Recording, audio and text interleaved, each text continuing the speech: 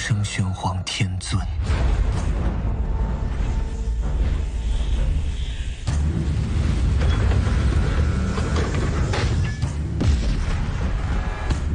Jumpa lagi dengan Albara. Kita lanjutkan cerita Lord of the Mysteries. Jangan lupa share, like, komen, dan subscribe. Penguasa misteri bab 226, Sio yang ketakutan. Kecamatan Sherwood, Jalan Mins 15. Klein yang kenyang duduk di kursi malas di ruang tamu, di samping perapian yang menyala dengan arang. Dalam lingkungan yang hangat seperti musim panas. Klein mengenakan kemeja putih, rompi hitam, dan celana panjang tipis, sambil membuka koran di depannya saat ia membolak-balik bagian dengan iklan terbanyak. Kendaraan transportasi jenis baru sangat dibutuhkan untuk investasi. Rinciannya akan didiskusikan secara langsung. Klein membaca iklan tersebut 2 kali sebelum mengambil pensil dari meja kecil berwarna merah tua di sampingnya dan melingkari pesan tersebut. Kalau besok atau lusa tidak ada komisi, dia berencana melihat apakah kendaraan angkutan jenis baru itu punya nilai investasi atau tidak. Hal seperti itu tidak mungkin diketahui karena belum ada informasi yang cukup. Kuharap ini adalah produk yang mirip dengan sepeda. Klein bergumam pada dirinya sendiri sebelum tiba-tiba mendengar doa ilusi bergema di telinganya. Siapa dia? Nona keadilan? Tuan pria yang digantung? Desun? Atau ada petugas di Bank Beklun yang menyalin kode sandi saya?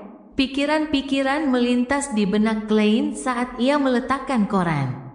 Kembali ke kamar tidurnya dan mengunci pintu di belakangnya. Melangkah 4 langkah berlawanan arah jarum jam, ia memasuki dunia di atas kabut abu-abu. Ia melihat bahwa di sisi tempat duduk si bodoh dan di tepi meja perunggu berbintik-bintik kuno terdapat cahaya terang dan bening yang memancarkan gelombang cahaya. Klein yang berpengalaman dengan tenang duduk dan memancarkan spiritualitasnya, menyentuh riak cahaya sebagai respons terhadap doa. Pemandangan di depan matanya tiba-tiba berubah. Sofa itu tampak buram dengan seorang wanita mungil berseragam kesatria meringkuk di atasnya. Dia tidak menyalin kode sandiku. Dia sedang membaca selembar kertas. Klein tiba-tiba menyadari alasannya. Dia seharusnya menjadi salah satu dari 2 Beyonder yang disebutkan oleh Miss Justice yang memerlukan pemeriksaan saya. Setelah hampir 20 detik terdiam, Klein tidak memberikan tanggapan formal apapun. Ia berencana untuk mengambil langkah berikutnya di malam hari. Ia kemudian akan menguji reaksi, sikap, dan cara menangani berbagai hal untuk menguji kepribadian dan kemampuannya. Tentu saja dia tidak akan memaksa orang lain untuk bergabung dengan klub tarot. Si bodoh yang tidak termasuk dalam era ini. Sio, yang baru saja selesai melantunkan kalimat kuno Hermes, membeku selama beberapa detik. Kemudian, dia tiba-tiba menegakkan punggungnya dan duduk tegak. Ini tampaknya adalah nama kehormatan dari suatu keberadaan yang tersembunyi. Dia menyadari hal ini dengan ngeri. Terlebih lagi, pengetahuannya dalam ilmu gaib dan berbagai rumor yang didengarnya mengatakan kepadanya bahwa begitu seseorang melafalkan nama kehormatan lengkap dari suatu keberadaan yang tersembunyi, seringkali hal itu akan menarik perhatian keberadaan tersebut. Konsekuensi dari perhatian tersebut sebagian besar adalah kemalangan atau bahkan dapat digambarkan sebagai tragis. Banyak sekali makhluk tersembunyi itu yang merupakan perwujudan para dewa dan setan jahat. Terlebih lagi, aku membacanya dalam mantra Hermes kuno, sama sekali tidak terlindungi. Aku sangat bodoh. Mengapa aku begitu bersusah payah mengidentifikasi kalimat itu dan benar-benar membacanya dalam pikiranku? Sio melihat sekeliling dengan ngeri, takut bahwa monster yang tak terlukiskan akan tiba-tiba muncul di rumahnya. Sofa, meja teh, lemari, meja makan, kursi, lukisan cat minyak, dan benda-benda lainnya semuanya terpantul di matanya tanpa perubahan apapun. Setelah hampir 1 menit kewaspadaan meningkat, Xiao sedikit rileks dan menenangkan dirinya. Jangan khawatir, jangan takut. Aku hanya mengucapkan nama yang terhormat dan tidak melanjutkan dengan doa. Ini adalah upacara yang belum tuntas, jadi seharusnya tidak menarik perhatian apapun. Selain itu, ada kemungkinan besar nama itu diterjemahkan oleh pemilik surat kabar berdasarkan simbol-simbol khusus yang ditinggalkan oleh Kaisar Roselle. Itu mungkin tidak benar. Tapi ku dengar kalau para dewa dan iblis jahat itu menarik perhatian, mereka tetap akan memberikan tanggapan meskipun upacaranya belum selesai. Aku benar-benar bodoh. Saat dia memikirkan masalah itu, wajah Xiao mengerut. Dia merasa telah melakukan kesalahan besar. Setelah menunggu beberapa menit lagi, dia mengembuskan napas perlahan sambil menggembungkan pipinya saat menyadari tidak ada respons yang jelas. Dia memasukkan kembali kertas itu ke dalam sejarah bangsawan kerajaan Lon sambil memasuki kamar mandi dengan berat hati.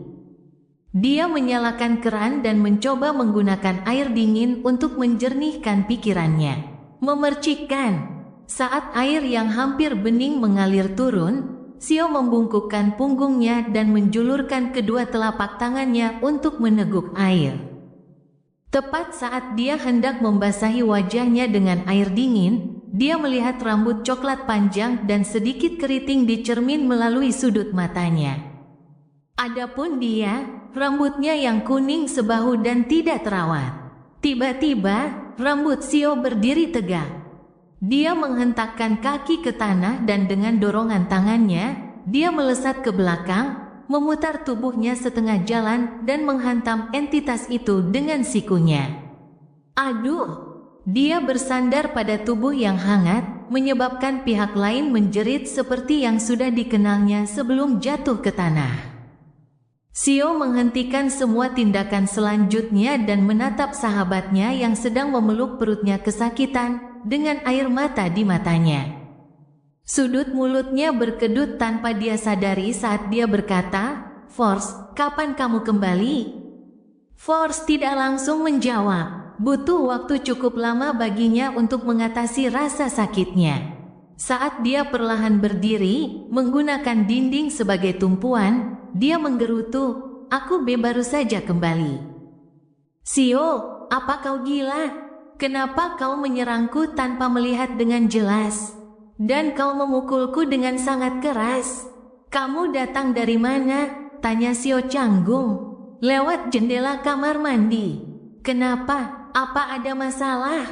"Sebagai seorang magang, wajar saja kalau aku tidak membawa kunci," jawab Force dengan tenang.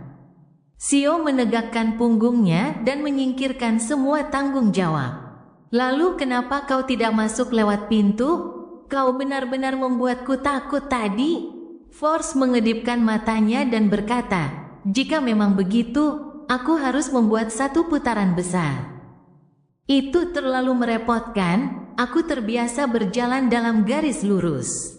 Dia berhenti sejenak lalu bertanya dengan curiga, "Namun, bukankah reaksimu agak berlebihan?" Xiao berjuang selama 3 detik. Memilih antara kehilangan harga dirinya atau kehilangan nyawanya, sebelum menjawab dengan jujur, itu karena aku melakukan kesalahan fatal." "Kesalahan apa?" tanya Force sambil mengusap perutnya karena dia merasa bingung dan khawatir. Xiao buru-buru menceritakan seluruh kisah tentang bagaimana dia menemukan lapisan di sampul buku dan menemukan selembar kertas tua di dalamnya. Kemudian, dia secara tidak sengaja melafalkan mantra yang diduga ada di Hermes kuno dalam hati. Apa yang dia lafalkan tampaknya berisi nama terhormat dari suatu keberadaan tersembunyi. "Kau, di mana otakmu? Otakmu seharusnya baik-baik saja. Upacaranya belum selesai, dan siapa yang tahu apakah itu asli atau palsu?" Force melihat sekeliling, dan untuk beberapa alasan yang membingungkan, dia merasa merinding. Dia mengikuti Xiao kembali ke ruang tamu dan melihat lembaran kertas yang menguning, serta simbol-simbol khusus Roselle, dan kalimat yang ditulis dalam bahasa Hermes kuno. Setelah sekilas pandang, Force, peneliti profesional dalam mistisisme, mengangguk dan berkata, "Itu bukan dewa jahat, setan, dan keberadaan rahasia yang ku ketahui. Seharusnya baik-baik saja. Lagi pula, tidak ada yang terjadi sampai sekarang. Itu berarti semuanya akan baik-baik saja." Melihat Xiao yang sedang rileks, dia teringat akan rasa sakit di perutnya. Jadi dia sengaja menambahkan dengan jahat, "Tentu saja, jika sesuatu benar-benar terjadi, tidak mungkin kita bisa menyelamatkan diri dengan kemampuan kita yang terbatas ini." Wajah Xiao memucat saat dia berkata, "Force, ayo tidur bersama malam ini." "Lupakan saja, aku akan tidur sendiri saja." Force mengangkat alisnya dan terkekeh, "Baiklah. Sebenarnya, kamu tidak perlu khawatir tentang itu. Pikirkanlah, aku mendengar bisikan-bisikan aneh setiap kali ada bulan purnama, tetapi aku tidak melihat tanda-tanda aku menjadi gila atau kehilangan kendali. Baiklah, kita harus mempelajari 3 buku lainnya.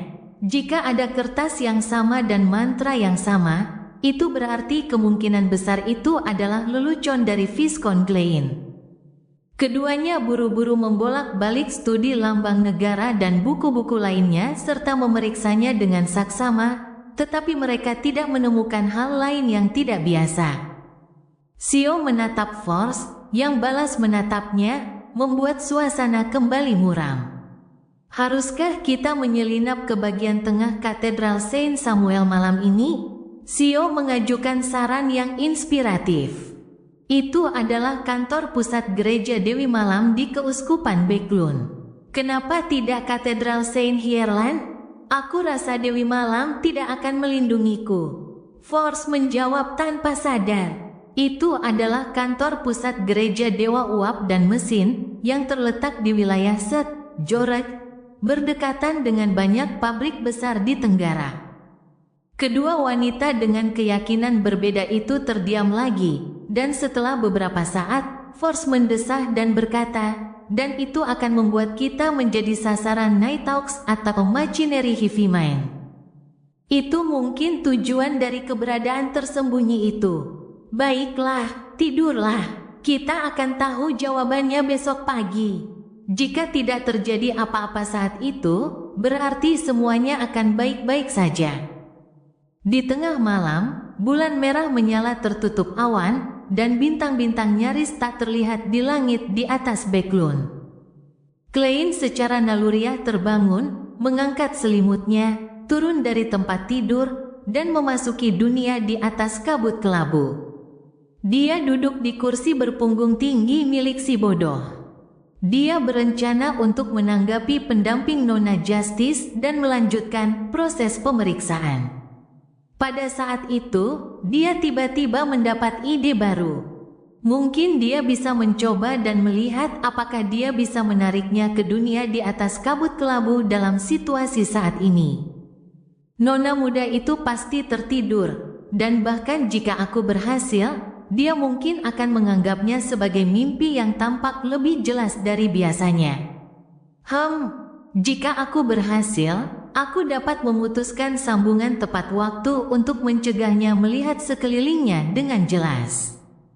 Setelah berulang kali mempertimbangkan masalah itu, Klein mengulurkan tangannya dan mengetuk cincin cahaya yang beriak untuk membentuk koneksi dengannya. Tiba-tiba, Klein merasakan spiritualitasnya melonjak keluar dengan cara yang tak terhentikan, menyebabkan ruang misterius di atas kabut abu-abu sedikit bergetar. Tepat ketika Klein mengira spiritualitasnya akan terkuras habis, semuanya menjadi tenang. Sosok yang kabur dan terdistorsi muncul di tepi meja perunggu panjang. Dalam lamunannya, Xiao membuka matanya dengan mengantuk dan melihat kabut tak berujung, kursi kuno dengan sandaran tinggi, dan sosok gelap sedang mengawasinya. Klein sangat gembira dan segera memutuskan sambungan sesuai rencananya. Sosok mungil dan samar itu menghilang, tapi di dalam kabut putih keabu-abuan, sebuah bintang merah tua muncul. Klein melihat pemandangan ini dan memastikan satu hal. Selama seseorang meneriakkan namanya, dia akan dapat menarik orang itu ke dunia di atas kabut abu-abu. Bintang merah tua adalah simbol hubungan yang stabil. Akan tetapi, ada batasan tertentu. Dengan kekuatanku saat ini, paling-paling, aku hanya bisa membuat koneksi lain.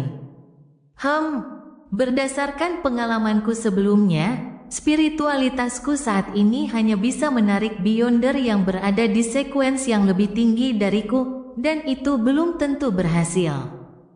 Itu hanya penilaian awal, jadi seharusnya tidak menjadi masalah jika itu adalah seseorang yang berada di sekuens yang sama denganku atau lebih rendah, pikir Klein merasa puas. Dia tidak perlu menanggapi, usahanya sudah cukup. Sio terbangun dalam tidurnya. Dia terus-menerus mengkhawatirkan potensi bahaya dari melantunkan nama kehormatan. Tidak lama setelah dia tertidur, dia bermimpi tentang sebuah ruang misterius, dan sosok berkabut abu-abu sedang menatapnya dari atas. Mimpi itu begitu jelas hingga Sio merasa takut. Ia memandang Force yang sedang tidur di sampingnya dan berpikir dengan gemetar, apakah ini mimpi buruk yang disebabkan oleh rasa takut? Ataukah karena perhatian yang kudapatkan dari suatu eksistensi tersembunyi, sehingga mengakibatkan dihantui oleh roh-roh jahat? Ya, besok malam akan ada pertemuan Beyonders. Selain membeli formula, aku perlu menemukan orang yang ahli mengusir roh jahat untuk menyucikan diriku. Penguasa misteri bab 227, penemu Lepard. Duduk di meja makannya sendiri pada suatu pagi yang berkabut, Klein memecah roti gandum yang dibeli khusus dan merendamnya dalam susu, memperbaiki cara ia memakannya. Meskipun tubuhnya telah berubah sejak lama, pengejaran dan obsesinya terhadap makanan lezat terukir dalam jiwanya.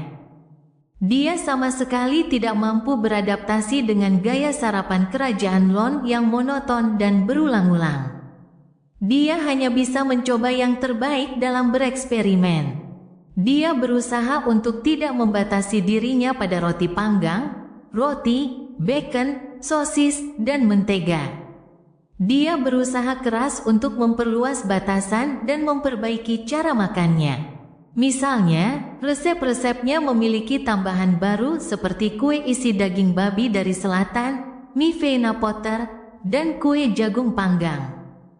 Kaviar dari Kekaisaran Feisak juga tidak buruk, tetapi harganya terlalu mahal.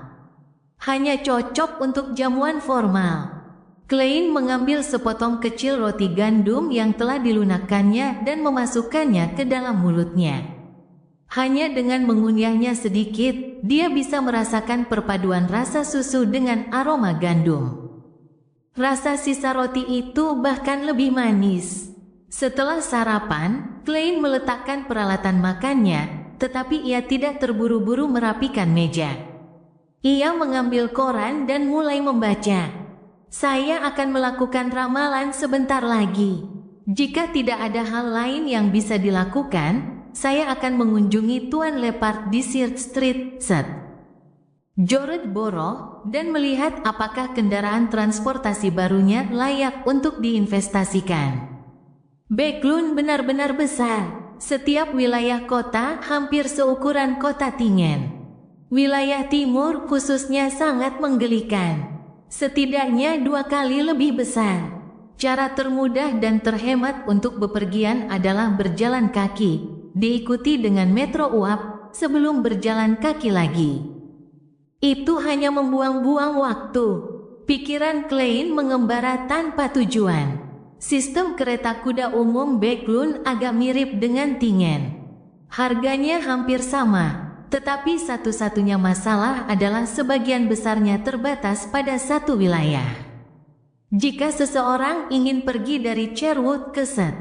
George, diperlukan beberapa kali pemindahan dan itu tentu saja akan menaikkan harga.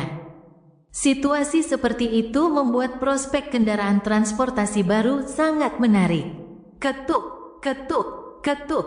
Pada saat itu, terdengar ketukan di pintu.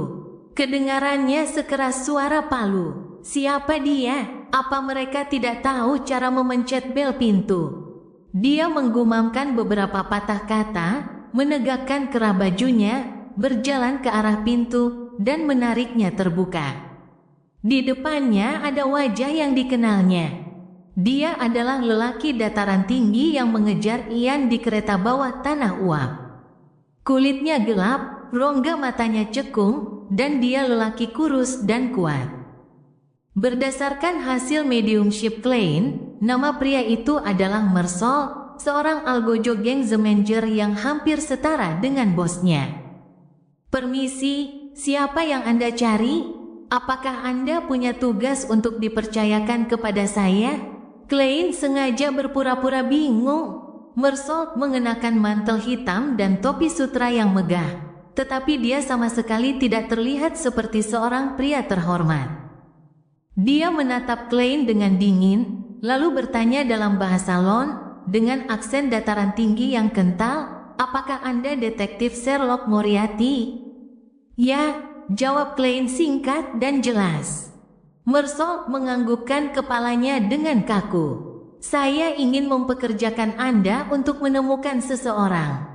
Kita bisa membicarakan situasi yang sebenarnya di dalam. Klein berusaha menahan diri untuk tidak bersikap aneh. Mersol menggelengkan kepalanya dengan dingin. Tidak perlu. Setelah berkata demikian, tatapan matanya tiba-tiba menjadi tajam. Orang yang saya cari bernama Ian. Ian Wright. Dia memiliki sepasang mata merah terang, mungkin berusia 15 atau 16 tahun. Dia suka mengenakan mantel tua berwarna coklat dan topi bundar dengan warna yang sama. Saya yakin Anda mengenalnya. Klein tertawa kecil. Saya tidak tahu apa yang sedang kamu bicarakan. Mersol tampaknya mengabaikan penyangkalan Klein. Dia pencuri yang telah mencuri barang penting milikku. Jika kau dapat menemukannya, kau akan dibayar setidaknya 10 pound. Petunjuk yang kau berikan terlalu sedikit. Klein mengarang alasan. 30 pound. Mersol mengajukan tawaran baru. Klein meliriknya dan berkata, tidak, ini bertentangan dengan prinsip kerahasiaanku. 50 pound, jawab Mersol dingin. Maaf, aku tidak bisa menerima misi ini. Klein terkejut selama 2 detik, tetapi pada akhirnya, dia tetap memilih untuk menolak permintaan itu. Mersol mengamatinya perlahan selama beberapa detik saat tatapannya perlahan berubah dingin dan tajam. Dia tidak menawarkan harga baru, dan juga tidak mengucapkan selamat tinggal dengan sopan. Dia tiba-tiba berbalik dan berjalan cepat ke ujung jalan. Geng ini punya intelijen yang cukup bagus. Mereka benar-benar tahu kalau Ian pernah mendatangiku sekali. Klein mendesah dalam hati, penuh emosi, tapi dia tidak merasa terlalu cemas atau takut. Lagi pula, aku adalah seseorang yang pernah berhadapan langsung dengan putra dewa jahat, meskipun itu dipisahkan oleh perut. Saat dia memikirkannya, senyumnya tiba-tiba menjadi cemerlang. Dia mulai melempar koin untuk memutuskan apakah dia akan keluar hari ini atau tidak. Jawabannya positif. Daerah St. George, Jalan Sil. Setelah berpindah dari kereta umum Berel ke Metro Uap, sebelum berpindah ke kereta tanpa rel, Klein akhirnya tiba di tujuannya, menghabiskan total 11 pencet. Tepat setelah dia turun dari kereta, dia mendapati gerimis sudah mulai turun, tetapi dia tidak membawa payung. Menurut surat kabar dan majalah, hal ini merupakan kejadian sehari-hari di Backlund. Alasan mengapa topi populer adalah karena pria dan wanita tidak selalu membawa payung. Klein menekan topinya dan berlari cepat keluar unit 9 dan menggunakan atap untuk melindungi dirinya dari hujan. Dia menepis tetesan air yang terlihat dari tubuhnya, lalu membunyikan bel pintu. Akan tetapi, ia tidak mendengar suara kukuk atau suara denting apapun. Bel pintunya rusak. Klein baru saja akan mengangkat tangannya untuk mengetuk pintu ketika dia tiba-tiba melihat langkah kaki mendekat dari kejauhan. Citra orang itu muncul begitu saja di benaknya. Sosok itu adalah seorang pria jangkung dan kurus dengan rambut hitam dan mata biru. Dia berusia 30-an dan mengenakan pakaian kerja berwarna biru keabu-abuan, tetapi dia tampak lembut dan anggun. Berderit. Pintu terbuka. Pria itu mengusap dahinya dan bertanya, "Boleh saya tahu siapa yang Anda cari?" "Ada sesuatu." Klein melepas topinya dan membungkuk sedikit. "Saya di sini untuk menemui Ten Lepard. Saya tertarik dengan kendaraan transportasi barunya." Mata pria itu tiba-tiba berbinar. "Saya Lepard, silakan masuk." Dia menoleh ke samping dan mempersilakan Klein masuk. Namun, tidak ada rak mantel di serambi. Klein hanya bisa menyandarkan tongkatnya dan tidak melepaskan mantelnya. Dia mengikuti Lepard ke ruang tamu. Harus dikatakan bahwa rumah pria itu sangat berantakan. Di atas meja kopi di ruang tamu saja terdapat banyak benda mekanis, seperti kunci pas, bantalan, dan obeng. "Berapa banyak yang ingin kamu investasikan?" "Ah, benar. Kamu mau kopi atau teh hitam?" "Oh, sepertinya aku kehabisan teh hitam," Lepard berkata dengan cepat. Pria ini agak terus terang, dan tampaknya tidak pandai dalam hubungan interpersonal. Sebuah pikiran terlintas di benak Klein, dan dia mengubah kata-kata yang ingin dia katakan. Dia langsung ke intinya, "Saya harus melihat kendaraan transportasi baru Anda sebelum saya membuat keputusan. Saya tidak bisa memberikan janji apapun tanpa memahami apapun." Selagi dia bicara, dia melihat sekelilingnya dan melihat lambang suci berbentuk segitiga tergantung pada dinding. Itu adalah simbol dewa mesin dan uap. Segitiga padat itu dipenuhi dengan simbol-simbol seperti uap, roda gigi, dan tuas. Lepard tidak merasa terganggu dengan keterus-terangan Klein.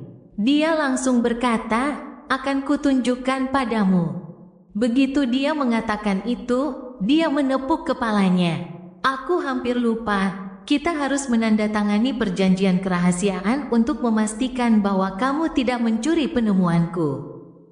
"Tuan Lepard, ingatan Anda juga tidak begitu bagus." Klein tersenyum dan berkata, "Itu tidak akan menjadi masalah." Setelah menandatangani kontrak sederhana itu, Lepard membawa Klein ke sebuah ruangan yang tampak seperti ruang kegiatan. Ia telah merobohkan ruang tamu dan ruang bawah tanah di sebelahnya, sehingga ruangan itu menjadi jauh lebih luas dan lega. Tanah dipenuhi berbagai komponen, dan sebuah objek kasar yang tingginya setengah dari seorang pria, menyerupai kereta berdiri di tengahnya. Selain itu, jalur bel pintu terhubung di sana dan dibangun dengan cerdik. Selama seseorang menarik tali, bola baja akan keluar dari mekanisme, memungkinkannya menggelinding di sepanjang jalur khusus sebelum bertabrakan dengan objek di tengah untuk menghasilkan suara berdenting. Suaranya tentu tidak terlalu keras, tetapi cukup untuk membangunkan Lepard yang tengah asyik dengan mesin. "Apakah itu bentuk transportasi baru yang kamu ciptakan?" Klein menunjuk ke benda kasar di tengah ruangan. "Ya, aku menciptakannya berdasarkan imajinasi Kaisar Roselle," jawabnya dengan tatapan mata penuh semangat. "Imajinasi Kaisar Roselle?" tanya Klein heran. Lepard menjelaskan dengan nada penuh kekaguman, Kaisar Roselle meninggalkan sejumlah manuskrip yang menggambarkan visinya tentang mesin-mesin masa depan. Dia seorang jenius yang luar biasa, bukan seorang ahli. banyak hal telah menjadi kenyataan. Hei, manuskrip ini disimpan di gereja Dewa Mesin dan Uap. Tidak mungkin orang beriman yang tidak saleh meminjamnya. Kaisar, apakah kau masih tidak meninggalkan satu hal pun yang luput dari perhatian orang lain? Mulut Klein berkedut, hampir tidak dapat mempertahankan senyumnya. Jelaskan secara rinci. Dia mengganti topik pembicaraan. Leopard menuntun Klein ke benda logam kasar itu dan membuka pintu. Ini adalah alat transportasi yang tidak membutuhkan kuda. Pengemudi duduk di jok depan sebelah kiri, terus menginjak pedal. Melalui tuas dan rantai terhubung ke keempat roda, memungkinkan kendaraan melaju ke depan. Dan pada roda, saya menggunakan karet yang dipompa yang dapat membuat perjalanan lancar. Jadi ini mobil bertenaga manusia? Klein tak dapat menahan diri untuk tidak mengejeknya.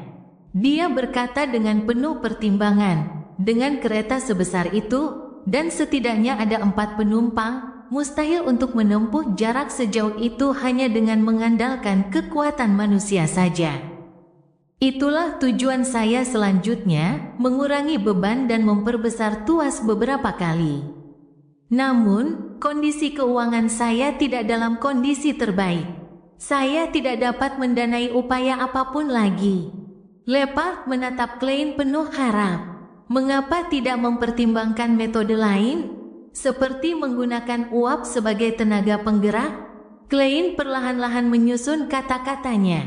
Leopard menggelengkan kepalanya. Ada orang yang telah menemukan itu, tetapi bodinya sangat besar, sehingga sulit untuk mengendarainya di banyak jalan. Itulah yang ditunggu-tunggu Klein. Lalu, mengapa Anda tidak melakukan sesuatu yang lebih sederhana? Misalnya, hanya memiliki 2 roda dengan hanya 1 orang tanpa cangkang luar. Maksudmu sesuatu seperti sepeda? Tanya Leopard sambil berpikir. Naskah Roselle memilikinya? Klein mengangguk dengan berat. Ya, sepeda-sepeda yang diciptakan orang lain tidak terlalu praktis. Kalau disederhanakan, sepertinya bisa berhasil. Memang akan terlihat berbeda, tapi siapa yang akan membelinya? Leopard berkata pada dirinya sendiri. Klein tidak ragu memberinya arahan. Tukang pos, kelas pekerja yang punya sedikit tabungan, pengusaha yang tidak perlu terlihat terhormat sambil berharap bisa menghemat uang. Ada banyak dari mereka di Backlund. Leopard berpikir sejenak, lalu mengangguk sedikit. Saya bisa mencoba, tetapi saya tidak punya uang untuk membeli suku cadang. Saya akan menginvestasikan 100 pound emas. Sebagai tambahan dari saran saya tadi, saya akan mengambil total. Klein ragu untuk mengatakan 10% saham. 15% lebih baik. Lagi pula, 100 pound, secara tegas, tidaklah banyak. Anda dapat memiliki 35% saham. Namun, itu hanya terbatas pada konsep sepeda yang Anda gambarkan. Leopard berbicara lebih dulu, karena takut Klein akan mengajukan permintaan yang tidak masuk akal. Setuju, Klein langsung tertawa. Kita buat kontrak sederhana dulu dan selesaikan masalah ini. Setelah itu, aku akan mencari pengacara untuk membuat kontrak formal dan menambahkan beberapa ketentuan terperinci. Misalnya, jika ada orang lain yang ingin berinvestasi, mereka harus mendapatkan persetujuanku terlebih dahulu. Tidak masalah, jawab Leopard tidak sabar. Yang ia inginkan hanyalah membeli suku cadangnya secepat mungkin. Di tengah kesuraman akibat gerimis, Klein kembali ke jalan Mints di Sherwood Borough. Dia memasuki rumah dan langsung menuju kamar mandi di lantai pertama dan menyelesaikan masalah perutnya yang buncit. Memercikkan. Saat air bergema, Klein membungkuk untuk mencuci tangannya. Pada saat itu, sebuah gambaran muncul dalam pikirannya. Cermin di depan wastafel memantulkan kepalanya yang tertunduk, keadaan di sekitarnya yang redup, dan sepasang mata di sampingnya. Sepasang mata, Penguasa Misteri bab 228, Sang Dalang. Hampir secara naluriah, Klein menekuk lututnya dan berguling ke samping menuju pintu kamar mandi. Sebuah anak panah kecil berbulu hitam tertancap di baskom cuci. Anak panah itu tampaknya terbuat dari tulang dan memancarkan kilau biru. Anak panah itu sangat indah. Jika Klein ragu sedikit saja, dia pasti tidak akan mampu lolos dari serangan mendadak ini. Setelah berguling sejenak, Klein merogoh sakunya dan mencoba mengeluarkan beberapa kartu tarot. Namun, saat itu, ia merasakan hembusan angin menerpanya. Lewat sudut matanya, ia melihat sosok hitam yang dengan cepat mendekatinya dengan kecepatan tinggi. Sosok itu muncul di hadapannya dengan pose yang luar biasa, sembari mengencangkan kakinya dan menendang dari bawah ke atas. Menyadari bahwa ia tidak dapat menghindari serangan itu, Klein segera menyerah pada niatnya sebelumnya dan menggunakan sikunya untuk memblokir serangan itu. Dengan suara keras, ia merasakan seluruh lengan kirinya mati rasa dan tubuhnya tersentak, seperti dalam olahraga squash yang paling digemari oleh kelas menengah. Atau seperti bola sepak yang kini populer di kalangan kelas bawah. Kekuatan yang luar biasa, jantung Klein menegang. Tanpa merasa gugup, dia menyesuaikan tubuhnya di udara dan mengubah posturnya, nyaris tidak menjaga keseimbangannya seolah-olah dia sedang melakukan akrobat. Pada saat ini, sebuah pipa tiup berwarna kulit pohon baru saja mendarat di lantai kamar mandi dan memantul di balik pintu dengan kecepatan yang menurun. Tepat saat Klein hendak meregangkan tubuhnya untuk berdiri kokoh dan menghadapi serangan susulan, sebuah adegan tiba-tiba terlintas dalam pikirannya. Kecepatan musuh berbaju hitam jauh melampaui ekspektasinya, datang lebih cepat dari yang ia duga. Ia menundukkan tubuhnya dan mengayunkan lengannya, menghantam dadanya. Dalam sekejap mata, tubuh Klein membungkuk, berputar setengah lingkaran lagi, seperti bola kecil yang terus jatuh dan terus dilempar ke sana kemari. Aduh! Dia mengulurkan tangannya dan menekannya ke tanah, membuka kedua kakinya seperti gunting sambil menundukkan kepalanya. Pukulan pria berpakaian hitam itu meleset saat merobek ruang kosong. Tinju yang awalnya diarahkan ke dadanya hanya bisa mengenai kakinya setelah Klein membalikkan tubuhnya, tetapi kakinya terbuka lebar. Sambil mendorong ke atas, kedua kakinya ditutup rapat, yang memungkinkan Klein melompat lincah ke samping dan akhirnya berhasil berdiri tegak. Aduh! Sebelum dia sempat mengamati musuhnya, sosok hitam telah tiba di depannya, membawa serta hembusan angin kencang. Reaksi yang cepat sekali, Klein segera mengangkat kedua lengannya ke depan untuk menangkis. Dengan bunyi dentuman keras, ia merasa seolah-olah telah bertabrakan dengan seekor beruang hitam. Karena tidak mampu menahan kekuatan yang sangat besar, ia hanya bisa terhuyung mundur, lengannya hampir mati rasa dalam prosesnya. Pada saat yang sama, Klein akhirnya mengenali penyerangnya. Dia berkulit gelap, bertubuh ramping dan tegap dengan rongga mata cekung.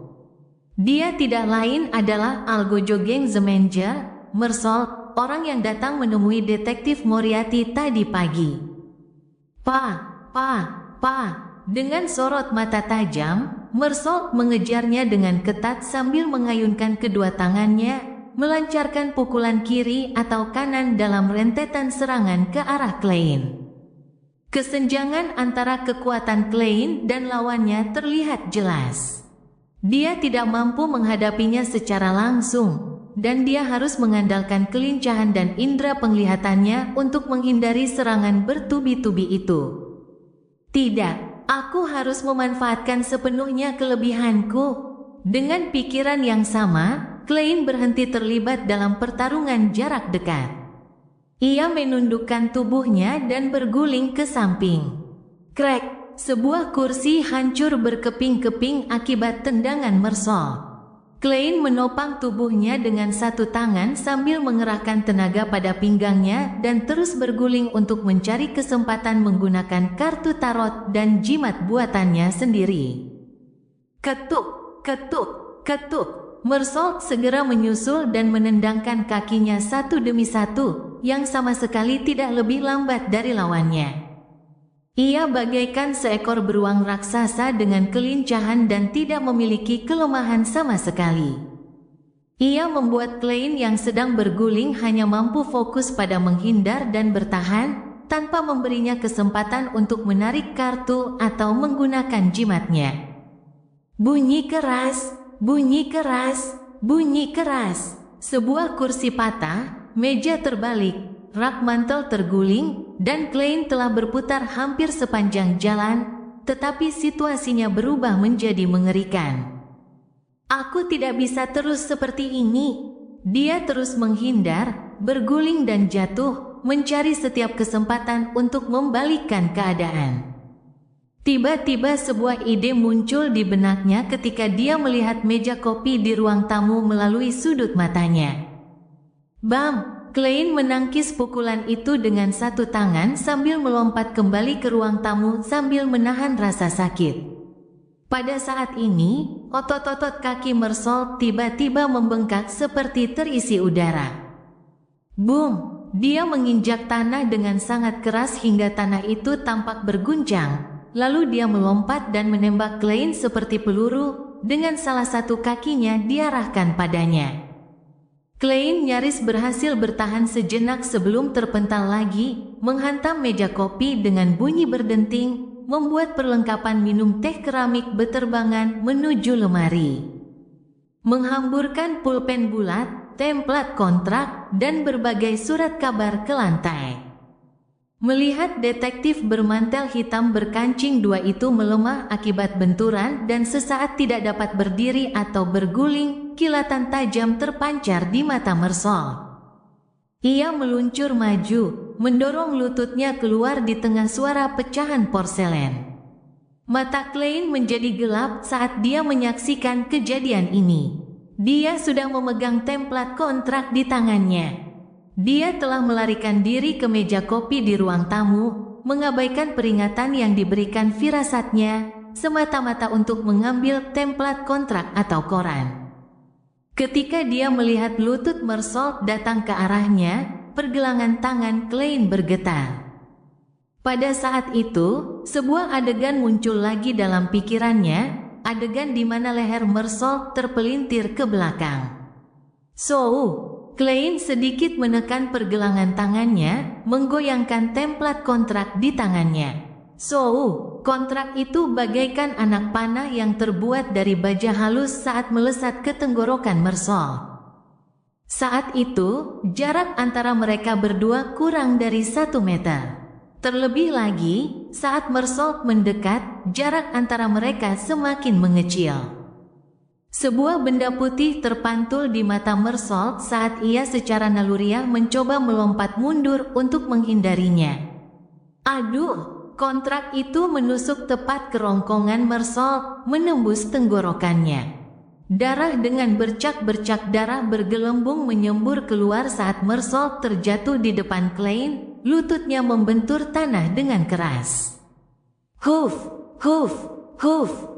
Dia mengeluarkan templat kontrak berlumuran darah dan mencengkeram tenggorokannya.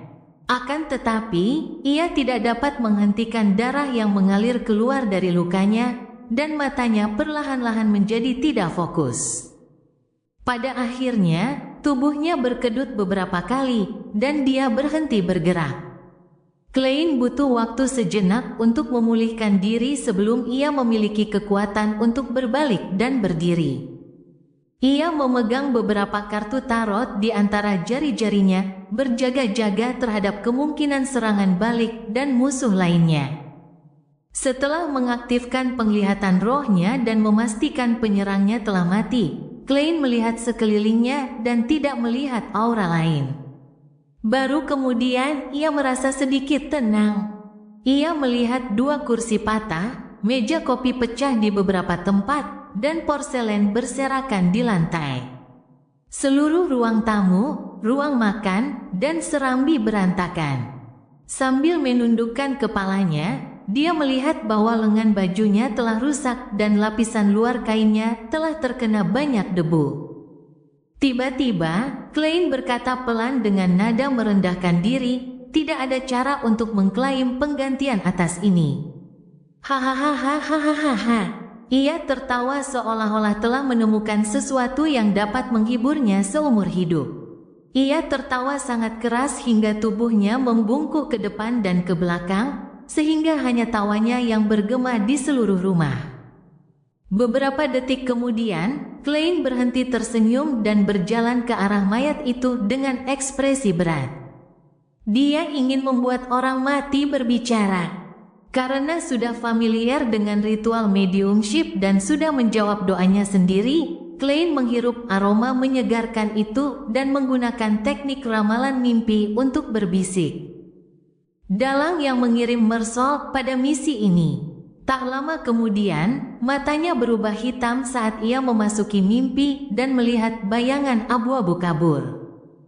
Tiba-tiba, dunia yang kelabu dan kabur serta sosok-sosok yang terang berubah, membentuk banyak pemandangan dan gambar di hadapannya. Di depan Mersault ada seorang pria setengah baya tanpa topi. Kemeja putihnya memiliki kerah dan manset berbentuk kelopak yang rumit dan berlapis, yang membuatnya tampak sangat megah. Dipadukan dengan rompi hitam ketat dan celana panjang ketat, ia tampak mencolok dan berlebihan. Pria setengah baya ini berambut coklat dan bermata biru, berwajah tirus dengan janggut tipis. Dia pria yang sangat tampan. Dia menatap Mersault dan berkata dengan suara berat, "Apapun yang kau lakukan, pastikan kau menemukan Ian Wright hidup-hidup. Jika dia mati, bawa dia kepadaku dalam waktu 1 jam, lebih baik dalam waktu 15 menit. Ya, Tuan Duta Besar." Mersault tidak menyembunyikan kenakalannya tetapi tetap menundukkan kepalanya. Pemandangan itu hancur dan Klein mengerutkan kening. "Tuan Duta Besar, masalah ini benar-benar melibatkan negara lain?" Dilihat dari gaya kemejanya, duta besar tersebut kemungkinan besar adalah Duta Besar Republik Intis untuk Backlund. Ian hanyalah seorang remaja laki-laki. Tuan itu mampu menyalurkan roh, atau setidaknya ada seseorang di dekatnya yang bisa melakukannya. Klein berpikir sejenak, lalu menyusun kalimat lain untuk ramalan mimpi. Alasan menemukan Ian Wright. Dalam mimpi kelabu yang kabur itu, Klein sekali lagi melihat pria parubaya yang tadi. Dia menatap Mersault dan berkata dengan suara pelan, "Kau tidak perlu tahu alasannya. Dengarkan saja perintahku. Aku memberimu ramuan dan uang agar kau bisa menjadi orang yang berkuasa di balik geng Zemanger, bukan agar kau mengajukan pertanyaan, tetapi agar kau melakukan sesuatu. Ya, Anda hanya perlu tahu bahwa Ian Wright mungkin terlibat dalam suatu hal yang sangat penting."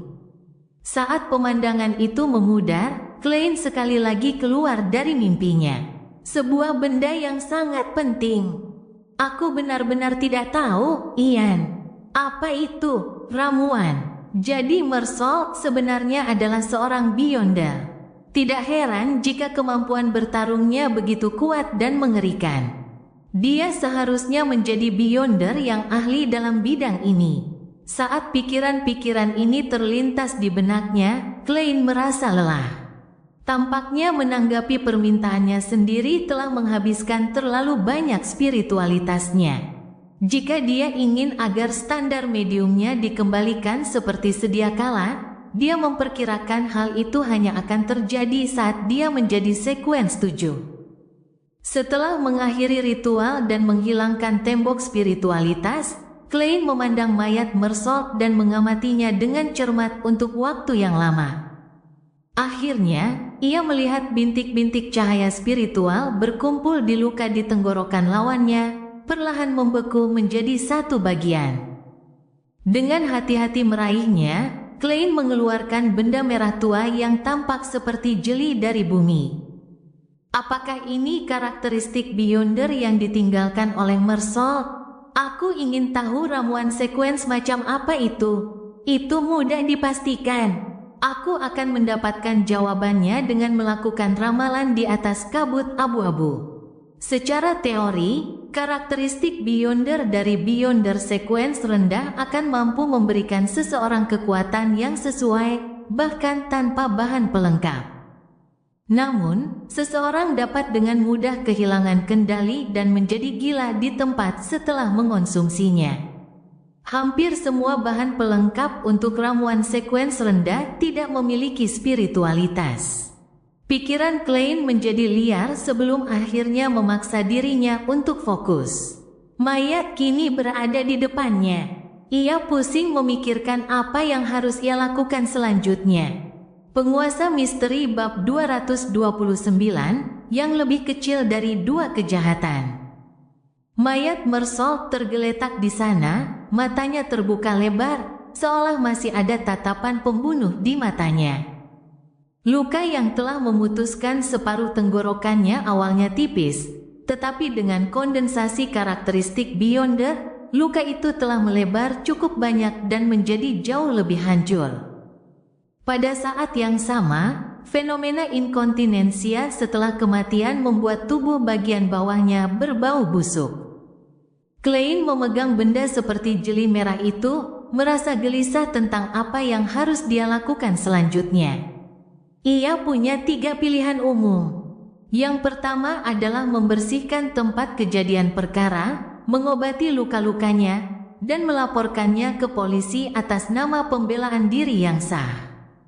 Yang kedua adalah menunggu hingga larut malam, membuang mayatnya ke selokan, dan berpura-pura tidak terjadi apa-apa.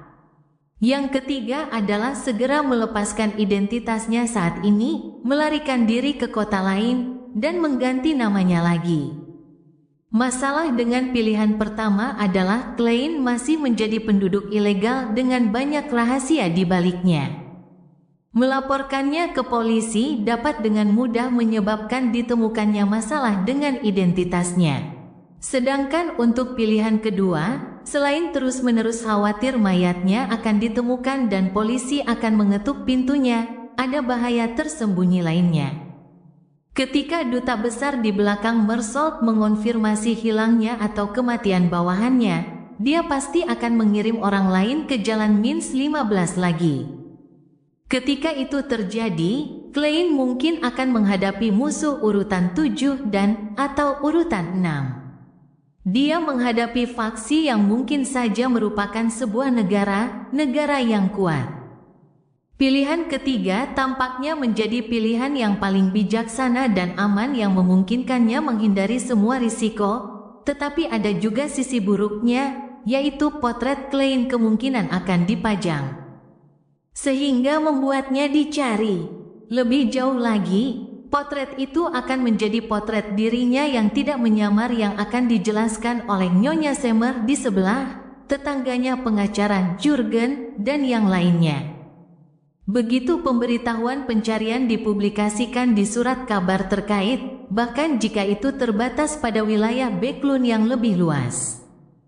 Klein kemungkinan besar akan dikenali oleh Dali dan Nighthawk lainnya. Itu akan membuat masalah menjadi lebih merepotkan. Karena masalah ini melibatkan Inche Zenquel dan artefak tertutup 008, kemungkinan besar dia akan dikejar oleh seorang ahli setingkat Diaken tingkat tinggi. Tentu saja, pilihan ketiga memiliki cabang terpisah yang, tentu saja, menyembunyikan mayat dan membuang bukti ke dalam selokan, lalu mencoba melarikan diri. Namun, ada juga risiko menjadi buronan saat duta besar tidak dapat menemukan Klein. Ia dapat memerintahkan anggota geng Zemenger untuk memanggil polisi dan menggunakan pasukan resmi Backlund untuk mencari, dan jika ia dapat melacak Klein, itu akan sama dengan pilihan kedua. Setelah memikirkannya, Klein segera mengambil keputusan, ramalan. Tentu saja, ia cenderung memilih satu pilihan tertentu, yang lebih baik dari dua pilihan yang buruk. Pilihan pertama relatif kurang berisiko dan memungkinkannya untuk mengambil inisiatif sampai batas tertentu. Melalui pengungkapan, ia dapat menarik perhatian faksi resmi dan menekan tindakan duta besar selanjutnya agar tidak terlalu gila. Ia mengeluarkan selembar kertas dan menuliskan pernyataan ramalan. Setelah itu, Klein mengeluarkan bandul roh dari pergelangan tangan kirinya, menyebabkan liontin topas itu menggantung alami di atas permukaan kertas. Saya harus membuat laporan polisi. Saya harus membuat laporan polisi. Setelah dia menyelesaikan mantra heningnya, dia melihat bandul roh berputar searah jarum jam dengan amplitudo lemah dan frekuensi relatif tinggi. Ini menunjukkan respons positif. Setelah mempertimbangkan dua pilihan lainnya secara bergantian dan memperoleh jawaban negatif dari keduanya, Klein tidak ragu lagi dan mulai menangani situasi tersebut. Ia mengenakan sepasang sarung tangan hitam dan mulai menggeledah mayat tersebut. Ia menemukan belati tajam, setumpuk kecil uang tunai, sebungkus rokok, korek api, dan beberapa barang lain. Klein mengembalikan sisa barang-barang itu ke tempatnya, melepas sarung tangannya, memegang belati di tangannya, dan menusukkannya ke luka tenggorokan Mersault, menghancurkan bentuk aslinya. Kemudian, dia mengenakan sarung tangannya dan membiarkan Mersault mengambil belati itu. Setelah melakukan semua ini, Klein mengumpulkan ciri-ciri Beyonder milik Mersault, jimat buatannya sendiri. Kartu tarot, kontrak berlumuran darah, kertas tempat ramalan itu ditulis, dan berbagai bahan yang dibawanya, lalu menaruhnya di dalam kantong kertas. Kemudian, dia memanggil dirinya sendiri dalam suatu ritual dan berubah menjadi roh khusus. Sambil membawa peluit tembaga milik Azik, dia merasa dirinya menjadi lebih kuat dan lebih nyata. Klein mengambil kantong kertas itu, mengakhiri pemanggilan, dan kembali ke dunia di atas kabut abu-abu. Dia meletakkan benda-benda dari dunia nyata di belakang kursi berpunggung tinggi milik si bodoh untuk sementara waktu, meninggalkan peluit tembaga milik Azik juga. Kemudian dia menenangkan dirinya sendiri sambil merangsang sensasi turun dengan cepat dan memasuki kembali tubuhnya sendiri. Alasan mengapa Klein tidak membakar kontrak yang berlumuran darah dan selembar kertas yang di atasnya dia menulis pernyataan ramalan adalah karena dia takut bahwa setelah laporan dikirim ke polisi, masalah tersebut akan dilimpahkan ke departemen khusus, dan seorang Beyonder yang kuat akan terlibat dalam ramalan yang berkaitan dengan situasi tersebut. Akan tetapi, dengan gangguan kabut abu-abu, bahkan jika matahari terik abadi turun sendiri, dia tidak akan mampu memperoleh jawaban yang produktif. Ini juga menjadi alasan mengapa Klein menempatkan tinjauan dan ringkasan mingguan di atas kabut abu-abu setelah spiritualitasnya sangat meningkat setelah maju ke urutan 8. Saat ini, dia tidak mampu menerima lebih banyak kecurigaan dan penyelidikan lebih dalam. Setelah menyingkirkan dinding spiritualitas, angin yang tiba-tiba bertiup meniupkan sisa-sisa bau bahan-bahan ritual. Barang-barang yang berhubungan dengan ranah mistisisme dan Beyonders yang tertinggal di tubuh Klein dan di seluruh rumah adalah lilin-lilin yang menyala tanpa suara di depannya. Namun kali ini, ia memilih lilin biasa. Karena ia sedang berdoa dan memanggil dirinya sendiri, tidak perlu terlalu teliti. Dan dalam sebuah keluarga, memiliki lilin adalah hal yang sangat normal dan sesuai dengan zamannya, meskipun dia adalah satu-satunya bujangan dalam keluarga. Setelah memadamkan lilin dan mengembalikannya ke tempat semula, Klein mengeluarkan arloji saku emasnya, membukanya, dan memperkirakan jumlah menit sejak kematian Mersault dan menambahkan jumlah waktu minimum yang dibutuhkan polisi untuk mengirim orang guna menyelidiki dan melaporkan kembali. Dia ingin memastikan bahwa bahkan jika seorang Beyonder datang untuk menyelidiki, 1 jam sudah berlalu sejak kematian Mersol. Dalam mistisisme dan dalam ranah penyaluran roh, ini merupakan titik waktu yang penting. Di luar itu, informasi yang tersedia sangat terbatas dan samar-samar. Misalnya, seseorang dapat menemukan melalui mediumship bahwa orang yang membunuh Mersol adalah Sherlock Moriarty, namun mereka tidak dapat memperoleh rincian kematian tersebut.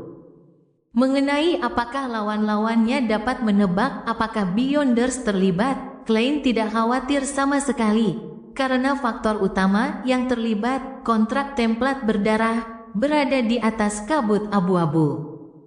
Bahkan firasat dan kemampuan bertarungnya pun akan kabur karena ramalan lawan pasti mengarah ke ruang misterius di atas kabut abu-abu dan pasti akan terganggu. Untungnya, aku juga seorang profesional. Rasanya aku benar-benar menjadi Moriarty. Klein mengamati kembali pemandangan itu, memastikan tidak ada masalah, dan mulai berjalan sambil menatap jam sakunya. Setelah waktu yang diperkirakan, dia mengenakan kacamata berbingkai emasnya dan menunggu beberapa menit sebelum dia membuka pintu dan keluar. Langit di Backlund sudah gelap, dan lampu gas di jalan menerangi hujan. Sebagai lingkungan kelas menengah, Jalan Minsk sering dipatroli oleh polisi. Klein menunggu beberapa saat, lalu melihat target dan menghampiri mereka. Mereka adalah 2 polisi berpangkat rendah dengan hanya 1 tanda pangkat di paulet mereka. Mereka memegang senjata, tongkat, dan memegang payung sambil melihat sekeliling. "Petugas, seorang penjahat menyerangku!" teriak Klein dengan sangat terampil. Penampilannya yang tidak terawat membuat kedua polisi itu menganggap penting masalah itu. Mereka masing-masing mengeluarkan tongkat dan melihat ke samping dengan waspada. "Di mana penjahatnya?" tanya polisi berwajah bulat dan bermata coklat itu dengan suara berat. Klein menunjuk ke rumahnya. "Dia menyelinap ke rumahku dan mencoba membunuhku. Dalam perkelahian itu, saya tidak sengaja menusuknya hingga mati." "Menusuknya hingga mati." Kedua polisi itu bertukar pandang dan menatap Klein dengan penuh perhatian. "Bawa kami ke sana." "Baiklah." Klein bertindak seolah-olah dia baru saja selamat dari bencana saat dia memimpin kedua petugas itu ke Jalan Minsk nomor 15, mengeluarkan kuncinya, dan membuka pintu. Kedua polisi itu pertama kali melihat pemandangan yang kacau sebelum melihat mayat tergeletak di tanah. Mereka melihat luka mengerikan di tenggorokan korban dan melihat belati berdarah. "Awasi TKP, saya akan kembali ke kantor polisi dan melaporkannya ke inspektur," kata polisi lainnya kepada rekannya yang berwajah bulat dan bermata coklat. "Baiklah." Polisi berwajah bulat dan bermata coklat itu menatap Klein, wajah dan bahasa tubuhnya menunjukkan kewaspadaan dan kehati-hatiannya. Tak lama kemudian, seorang sersan berpakaian seragam kotak-kotak hitam putih dengan 3 tanda pangkat di tanda pangkatnya tiba bersama polisi sebelumnya dan 2 bawahan lainnya. Para polisi menyelidiki tempat kejadian perkara dan sambil mencari petunjuk. Sersan dengan janggut pendek berwarna kuning kecoklatan di bawah dagunya membawa Klein ke samping dan mulai mengajukan beberapa pertanyaan awal. "Nama: Sherlock Moriarty. Ini kwitansi sewaku selama setengah tahun."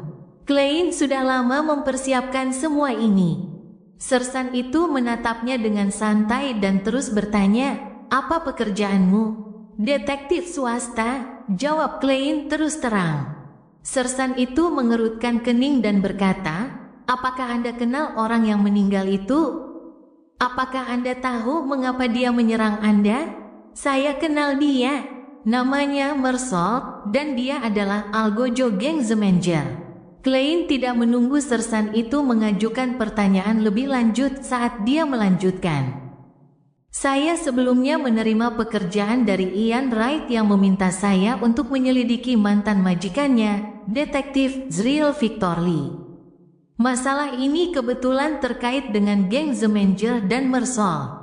Saya membuntutinya dan mengetahui bahwa dia diam-diam bertemu dengan seorang pria yang tampaknya memiliki kedudukan penting.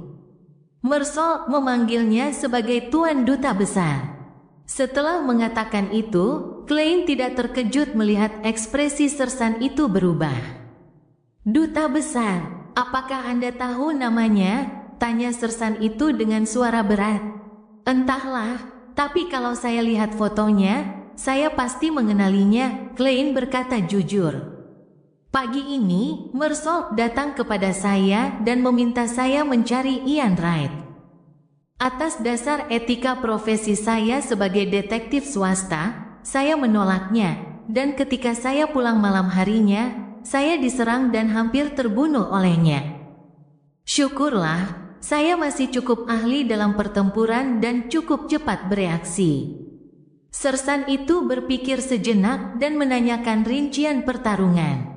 Klein menceritakan pertarungan dari awal hingga akhir hampir secara keseluruhan, mengubah firasatnya menjadi reaksi. Lalu mengubah pola kontrak yang telah ia lemparkan dalam pertarungan menjadi belati yang dijatuhkan Mersol. "Ya, ikuti kami kembali ke kantor polisi dan tunggu hasil otopsi, hasil investigasi di tempat kejadian perkara, dan permintaan keterangan dari pihak-pihak terkait." Pikiran sang sersan tidak lagi tertuju pada kasus itu, jelas-jelas bertindak agak asal-asalan. Saat ini, dia hanya punya satu pikiran dalam benaknya, ini adalah kasus penting yang melibatkan duta besar asing.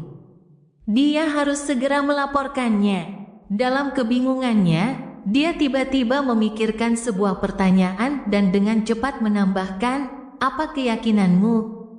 "Dewa mesin uap," jawab Klein tanpa ragu. Markas besar gereja penguasa badai di Backlund berada di Cherwood Borough, sehingga kasus-kasus yang melibatkan Beyonders seringkali dirujuk kepada mereka. Dengan satu pengecualian, orang-orang yang terlibat haruslah penganut penguasa badai. Agar tidak berhadapan dengan Nighthawks, Klein tidak punya pilihan selain mengecewakan sang dewi. Penguasa misteri bab 230, interogasi. Borough Permaisuri. Di sebuah rumah biasa-biasa saja, Sio dan Force duduk secara acak dan mengamati tulisan di papan tulis. Seperti biasa, Tuan A duduk dengan tenang, sendirian di sofa di depan dengan jubah berkerudungnya, menatap ke arah kerumunan dari sudut pandang yang tinggi. Urutan 8 formula ramuan serif. 450 pound. Sio diam-diam membaca isi yang sudah dikenalnya itu sambil menghela napas lega dalam hati. Situasi yang paling ditakutkannya adalah tidak adanya penjual, padahal dia sudah mengumpulkan uang dengan susah payah. "Saya menerima 400 pound dari hasil pembagian, ditambah tabungan awal saya sebesar 150 pound. Itu sudah cukup. Namun, saya pasti membutuhkan sejumlah besar uang untuk bahan utamanya. Ah benar, mungkin saya bisa berpindah haluan dan melihat apakah ada Beyonder yang tertarik dengan formula ini." Sio tiba-tiba merasa bersemangat, dan dia menyadari bahwa dia telah menemukan cara untuk menghasilkan banyak uang. Terus terang saja, tidak mungkin dia akan membocorkan formula itu jika dia tidak sedang sangat membutuhkan uang untuk membeli bahan-bahan untuk meramu ramuan itu. Di satu sisi, kebanyakan orang selalu berharap bahwa jumlah Beyonder dalam urutan mereka sendiri lebih sedikit, dan di sisi lain, harga bahan-bahan yang sesuai akan naik secara signifikan jika ada banyak pesaing yang menaikkan harga bahan-bahan itu. Hal yang sama terjadi pada ramuan-ramuan berikutnya. Setelah berpikir serius, Sio perlahan menjadi gugup lagi, karena wajar jika sebuah resep dijual dalam waktu lama tanpa laku. Selain itu, jalur arbiter adalah milik keluarga kerajaan dan militer. Semua aspek dikontrol dengan ketat, dan yang bocor berasal dari sejumlah kecil bangsawan miskin. Hampir tidak ada formula lengkap untuk urutan rendah hingga menengah. Seringkali, hanya satu atau dua dari mereka yang lengkap dan diracik dengan pengetahuan bahwa bahan-bahan utamanya dikontrol dan sulit diperoleh. Beyonder yang memilih urutan ini agak jarang. Xiao telah lama berkecimpung dalam lingkaran mistisisme di Beklun, tetapi dia belum menemukan penengah selain dirinya sendiri. Di satu sisi, yang lain mungkin telah menyembunyikannya dengan baik, tetapi di sisi lain, itu mungkin juga menjelaskan masalah yang dihadapi dalam jalur urutan ini. Tapi dibandingkan dengan Force, aku cukup beruntung. Dia belum menemukan resep selanjutnya untuk apprentice selama ini. Xiao melihat pelayan Tuan A mendekat dan menulis catatan yang mengatakan bahwa dia membeli resep serif. Tak lama kemudian, dia dibawa ke ruang belajar di lantai pertama. Sebelum masuk, dia mengambil jubah berkerudung dari petugas dan menutupi tubuhnya dengan jubah itu. Penjual dalam penelitian itu berpakaian dengan cara yang sama, sehingga mereka tidak dapat melihat wajah satu sama lain dengan jelas. Ini adalah formula ramuan serif. Mana uangku? Tanya si penjual dengan suara serak sambil meletakkan selembar kertas di atas meja. Xiao mengeluarkan uang tunai yang sudah lama dihitungnya berkali-kali, lalu memberikannya kepada penjual. Setelah memeriksa keaslian uang dan jumlah totalnya, penjual akhirnya melepaskan formula ramuan yang dipegangnya. Xiao segera mengambil satu langkah maju dan mengambil catatan itu. Matanya langsung tertuju pada bahan-bahan utama karena bahan-bahan itu sangat penting. Sepasang mata teror Demon Worm, telapak tangan kanan Silver Warbear. Aku tahu benda-benda Beyonder, tapi aku belum pernah melihatnya dijual. Xiao menghela napas dan berjalan keluar dari ruang kerja serta melepaskan jubahnya. Kembali ke ruang tamu, dia duduk di samping Force. Setelah keinginannya terpenuhi, dia perlahan mulai mengkhawatirkan nama kehormatan yang tidak diketahui dan roh jahat yang mungkin menghantuinya. 10, tidak. 20, tidak. 30 untuk meminta seseorang yang ahli dalam pengusiran setan untuk melakukan ritual pemurnian untukku. Xiao memutuskan, dan setelah bertukar beberapa bisikan dengan Force, dia memanggil pelayan Tuan A.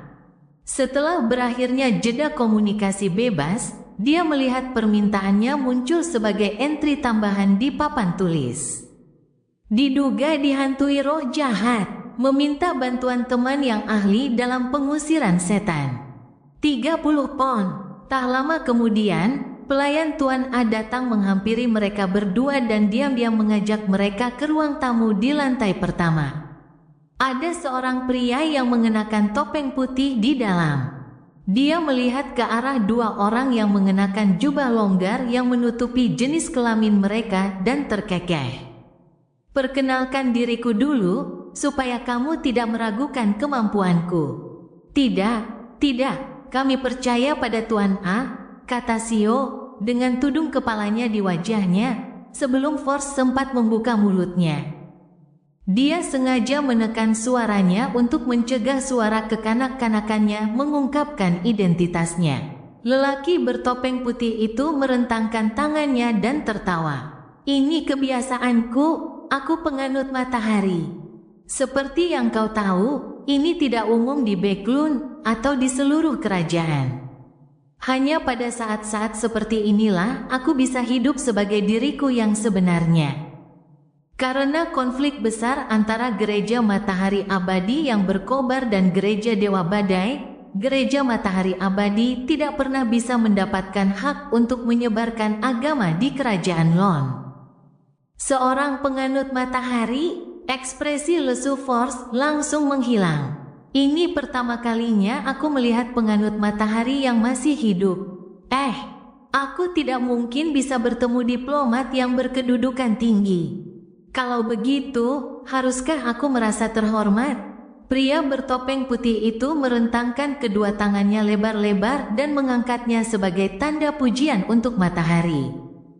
Alih-alih menjawab pertanyaannya, Force tersenyum dan berkata, dalam hal pengusiran setan dan pemurnian, pelayan matahari adalah seorang profesional.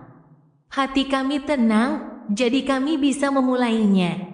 Pria yang mengaku sebagai penganut matahari itu tidak melanjutkan omongannya. Ia mengeluarkan lencana dengan simbol matahari di atasnya dan meletakkannya di atas meja bundar di tengah. Kemudian, ia menggunakan metode ritual dualistik untuk menyalakan dua lilin. Setelah menyelesaikan langkah-langkah persiapan selangkah demi selangkah, ia melantunkan mantra dengan suara keras dan nada yang luar biasa saleh. Matahari yang abadi, kamu adalah cahaya yang tak bisa dipadamkan. Anda adalah perwujudan ketertiban. Aku berdoa kepadamu, tolong berikan aku cahaya pembersihanmu. Tolong usir roh jahat dalam tubuh ini. Di tengah gema mantra Hermes, Sio dan Force melihat cahaya terang memancar dari lambang matahari, bersinar dengan cara yang murni dan hangat. Itu tak berujung, bagaikan air pasang, saat cahaya melonjak ke arah mereka berdua, menelan mereka secara bersamaan. Hampir semenit kemudian, semuanya kembali normal. Yang Sio dan Force rasakan hanyalah kehangatan, merasakan kehangatan yang sangat nyaman dan melegakan. Rasanya seperti berendam di sumber air panas atau berjemur. Wilayah Sherwood, kantor polisi Rice. Klein sedang duduk di bangku rendah bersama sekelompok pencuri dan pemabuk. Kelihatannya sangat memalukan. Tiba-tiba, dia merasakan kehangatan di punggung tangannya saat dinginnya malam Backlund menghilang secara signifikan. Sambil menundukkan kepalanya, Klein menyadari bahwa 4 titik hitam yang mewakili ruang misterius di atas kabut abu-abu tidak muncul. Siapa yang baik hati, tahu kalau aku merasa sedikit kedinginan tadi, gumamnya setengah bercanda dan setengah penasaran. Sebagai mantan inspektur, ia melihat pencuri di sebelah kiri yang diborgol ke pipa, lalu ke pemabuk di sebelah kanan yang bisa muntah kapan saja, tetapi terus berteriak-teriak tentang memukul orang. Ia mendesah melihat kesulitannya saat ini dan tidak yakin kapan ia akan terbebas dari ini. Seharusnya ada ujian lain setelah ini dan aku akan baik-baik saja setelah lulus. Kuharap polisi akan memperhatikan duta besar dan geng Zmenger dan mengabaikan asal-usulku sebagai detektif yang lemah. Secara teori, ada kemungkinan besar untuk itu. Selama Nyonya Semer, Tuan Jurgen, dan yang lainnya tidak mengatakan sesuatu yang menarik kepada polisi. Ya, mereka baru saja bertemu denganku, jadi mustahil bagi mereka untuk tahu terlalu banyak. Karakteristik Beyonder milik Mersault telah diambil olehku dan disembunyikan di atas kabut abu-abu. Dia tidak meninggalkan sesuatu yang aneh, jadi tidak ada yang akan dapat menemukan bahwa dia dulunya seorang Beyonder dan memiliki pertanyaan tentang kekuatanku. Lebih dari 1 jam telah berlalu. Dalam dorongan dirinya, Klein melihat petugas berjanggut pendek berwarna kuning kecoklatan berjalan ke arahnya. Sherlock Moriarty, ikut aku ke ruang interogasi, kata sersan itu tanpa penjelasan lebih lanjut. Ini dia, Klein berdiri dan mengikutinya. Setelah melewati suatu sudut, sersan itu berhenti di depan pintu besi dan memberi isyarat agar Klein masuk. Klein menarik napas dalam-dalam sebelum mengembuskannya. Ia menarik gagang pintu dan membukanya. Ruangan itu kecil dengan dinding tebal dan sebuah meja kecil di tengahnya. Ada kursi di kedua sisi meja. Di bawah penerangan lampu gas yang elegan, Klein mengidentifikasi sang interrogator sebagai seorang pria yang mengenakan kemeja hitam, pemandangan yang agak tidak umum. Dia tidak mengenakan rompi, tetapi mengenakan mantel hitam yang bukan bagian dari pakaian resmi yang biasa. Dia memiliki alis tipis dan mata biru yang dingin. Wajahnya terluka, tampak kaku namun tidak memiliki kelembutan. Pria itu menunjuk kursi di seberangnya dan berkata dengan suara berat, "Saya bertanya, Anda menjawab." Sebelum dia menyelesaikan kalimatnya, Klein merasakan kekuatan penekan yang tak terbayangkan padanya. Dia merasakan arus listrik merobek pikirannya dan mencambuk jiwanya dengan cambuk berduri. Perasaan ini menyakitkan dan membuat mati rasa, seolah-olah berasal dari dalam otak. Perasaan itu hampir tidak dapat ditahan, dan yang dapat dilakukannya hanyalah gemetar dan lututnya lemas. Klein hampir jatuh ke tanah saat ia buru-buru memegang meja dan duduk. Pelipisnya terasa nyeri berdenyut. Ini adalah hasil dari kekuatan Beyonder. Orang biasa mungkin menganggapnya sebagai masalah psikologis yang disebabkan oleh kegugupan dan otoritas interrogator di hadapan mereka. Tetapi Klein telah dengan jelas mengidentifikasi bahwa ini adalah hasil dari kekuatan Beyonder, kekuatan yang dapat langsung menyerang pikiran orang lain. Dia dengan cepat mengingat informasi yang pernah dilihatnya sebelumnya dan dengan cepat memastikan sasaran kecurigaannya. Jalur penengah, urutan 7, interrogator. Apakah masalah ini telah dilimpahkan ke Departemen Khusus Militer? Klein berpikir dengan sedikit lega. Selama bukan night talks, semuanya baik-baik saja. Identifikasi duta besar yang bertemu Mersault dari foto-foto ini. Pria berpakaian hitam yang dingin dan pantang menyerah itu membentangkan 8 foto hitam putih di atas meja kecil. Klein merasa seolah-olah cambuk listrik di pikirannya sedang diangkat tinggi, dan peringatan akan rasa sakit yang luar biasa membuatnya tidak berani berbohong. Tentu saja, Klein tidak perlu berbohong. Setelah beberapa saat mengidentifikasi, ia menyodorkan sebuah foto ke arah interrogator. Foto itu adalah seorang pria setengah baya yang mengenakan pakaian mencolok dan tampak cukup menawan. Sang interrogator meliriknya, tetapi tidak memberikan jawaban apapun. Ia bertanya lagi, "Apakah pernyataan Anda sebelumnya benar?" Klein merasa seperti dipaksa masuk ke dalam mimpi. Dia menjaga pikirannya tetap jernih dan rasional, dan dia tidak menyerah pada cambuk dalam pikirannya saat dia dengan tulus menjawab, "Tidak ada yang lain selain kebenaran." Sang interrogator mencondongkan tubuhnya ke depan dengan kedua tangannya di atas meja kecil dan berkata, "Kapan terakhir kali Anda bertemu Ian Wright?" Kemarin pagi." Klein berkata dengan susah payah, "Saya membuntuti Mersault dan menemukan jasad detektif Zriel. Karena saya tidak ingin berurusan dengan polisi, saya membawa Ian untuk mengidentifikasi jasad itu dan menyuruhnya menelepon polisi." Jasad Zriel ditemukan di pintu masuk saluran pembuangan di bagian bawah Iron Carbon Street di Eastborough. Setelah hening sejenak, interrogator itu akhirnya menganggukkan kepalanya. Klein segera merasakan tekanan yang sangat besar itu menghilang bersama dengan cambuk dalam benaknya. "Kau boleh pergi sekarang," katanya tanpa sedikit pun emosi dalam suaranya. Klein berdiri dan membuka pintu, tidak menutupi kelemahan dalam langkahnya. Ia merasa hal itu lebih melelahkan daripada melawan Mersault. Jika ia melakukan kesalahan sekecil apapun, semangatnya akan hancur total, dan ia akan dengan patuh menjawab pertanyaan apapun yang diajukan pihak lain.